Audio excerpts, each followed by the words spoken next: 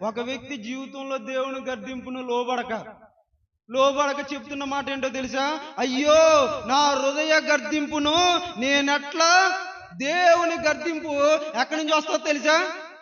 అంటే ఎవరెవరికి వారికే వస్తుంది, గుంపుగా ఒకేసారి రాదు. ఎవరు బ్రతుకును బట్టి, ఎవరి భక్తిని బట్టి, ఎవరి విశ్వాసాన్ని బట్టి, ఎవరి లోపాలను బట్టి, ఆ లోపాల మధ్యలో నుండి దేవుని గర్దింపు ఎక్కడి నుంచి వస్తుందో తెలుసా? ఎక్కడి నుంచి వస్తుంది? దేవుడు ఖచ్చితంగా నువ్వు చేసేదాన్ని దేవుడు నీ హృదయం ద్వారా మాట్లాడతాడు. తప్పు తప్పు తప్పు తప్పు అని నువ్వు ఖచ్చితంగా ఏం చేయాలి తెలుసా? దాన్ని వినాలి. అయ్యో, నా హృదయపు గద్దింపుని నేను ఎలా తునీకరించాను?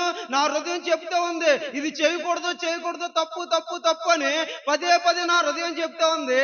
ఆ హృదయం యొక్క నోరును మూసేసావు, ఆ హృదయం యొక్క మెడ పట్టుకుని పిసికేసావు. ఈ రోజు ఏమంటున్నాడంటే, నేను బాధపడిపోతున్నాను. అయ్యయ్యో,